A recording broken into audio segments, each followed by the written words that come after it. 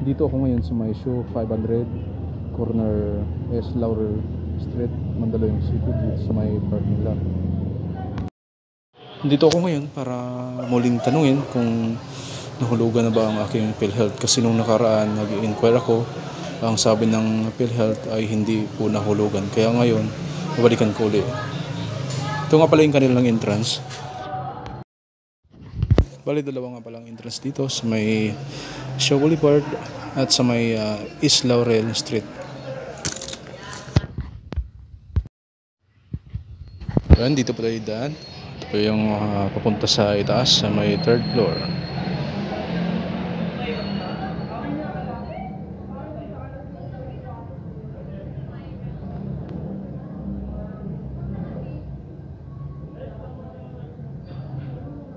Ayan, dito na tayo sa may 2nd floor. Ang oras po natin ay alas 7 na po ng umaga. Magpapaserox kung meron po kayong papaserox, tulad ng mga IDs, di ba pang mga dokumento. Diyan po ang branch ng Pag-ibig sa may 2nd floor. At ito naman paakyat ng 3rd floor ay branch po ng PhilHealth. Ayan, dire-diretso lang. Pagdating sa may gate na, kanan lang po kayo dyan. Yan. Yung pila na yan, yung mga taong nakapila na yan, ay pila po yun para po sa PhilHealth. Ngayon guys, nagpa-xerox muna ako ng ID ko. Harap lang, valid ID. Isang copy lang. Dala ko rin ang aking ID sa PhilHealth. Ayan.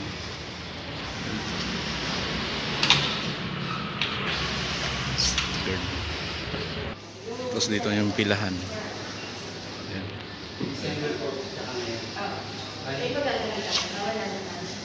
Gusto lang po kasi baka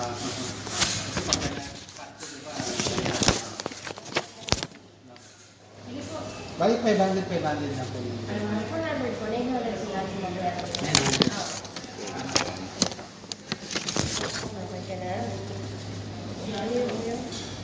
Inquire lang po. Papakunin mo lang yan.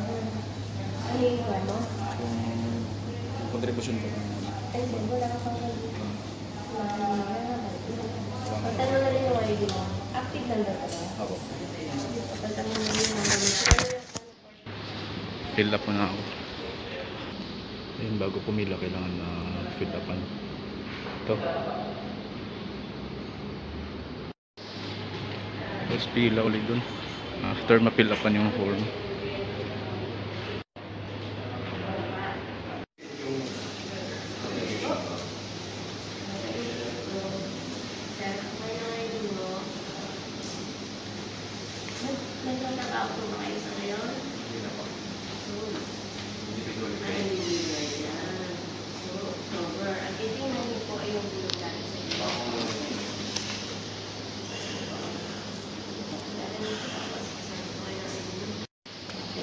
Apo.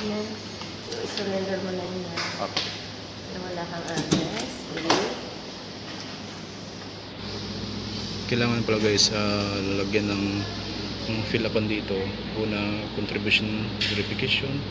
Tapos yung is number, pangalan, birthday, address, tsaka yung perma doon sa may requested file. Ayan guys, dapat kompleto dyan. Bali number 3 ako. Counters 9 and 10. Claims 3, counters 9 and 10. 9 to 10.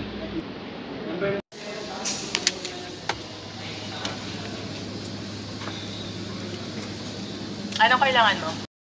Mag-inquire po ako ma'am sa hulog po, sa contribution po sa PhilHealth. Alamin ko lang po kung nahuhulugan po ba. Kasi alam ko last year hindi po nila hinulugan, kaya alamin ko po ngayon.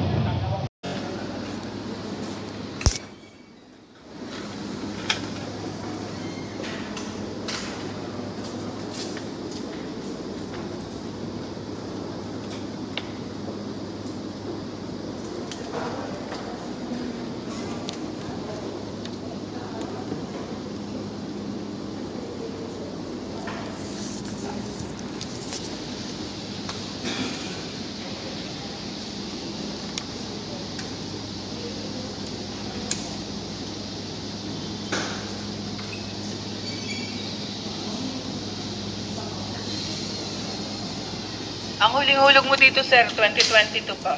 December. December 2022. Oo. Sige po. Ngayon po wala pa po. Sa ngayon po. 2023, wala. Lagi po kasi Sa trabaho ngayon. sa Quezon City po ako nagtatrabaho, ma'am. Maraming salamat po, ma'am.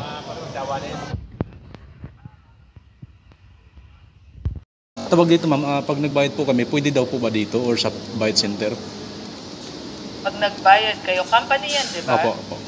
Pag company, sa PhilHealth office or sa bangko, hindi siya pwede sa bayad center. Sa bangko. Pag bangko po, ma'am, ano pong kailangan? May form po ba na kailangan? Galing dito sa inyo? Actually, dapat nakaregister yung account ng company nyo sa bangko. Sa Tapos bangko. automatic yun. Automatic So, po yun. auto-debit siya. Halimbawa dito, ma'am, pwede rin po dito. Pwede din. Sige po, ma'am. Saan ang company nyo? Saan ang address ng company nyo? To- City. Opo. Quezon City dapat kayo nagbabayad. Opo. Quezon City branch office dapat. Doon kayo.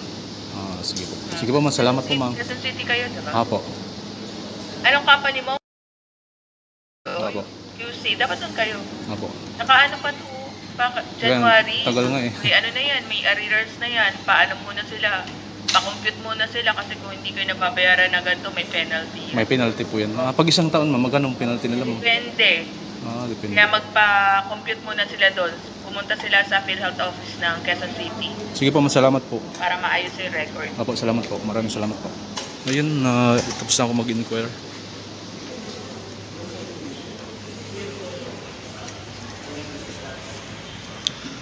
Ayun, tapos na ako mag-inquire sa PhilHealth. Last na hulog ko daw is 2022. December 2022.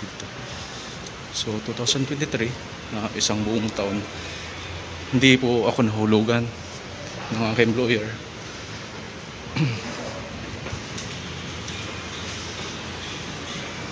Kaya dapat lagi po tayong nag-i-inquire sa contribution po natin sa PhilHealth o sa anumang benepisyo na meron tayo para lagi po tayong updated sa pag-ibig. Punta sa ano ko dyan, kaso anong oras na, maraming tao. Anong gagawin sir? Inquire po, Anong i-inquire niya po? contribution, maraming tao, sir. Pasok ka na mamaya pagkatapos mo sila. Bukas na lang ako pupunta ng PhilHealth dahil sa pag-ibig kasi alas 7 daw nagbubukas. Mali, pasok muna ako sa trabaho ngayon. Ito yung papuntang parking.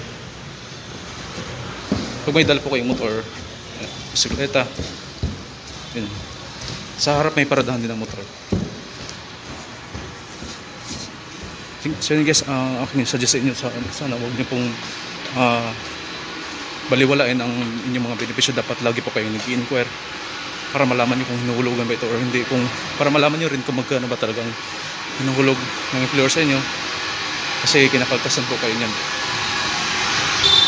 So guys, sana nakatulong itong video nito, lalo na po sa mga may benepisyo po. Maraming salamat sa panonood. Shoutout sa aking 3,020 mga subscriber, sa lahat ng aking viewers, aking member Chris Tutorials.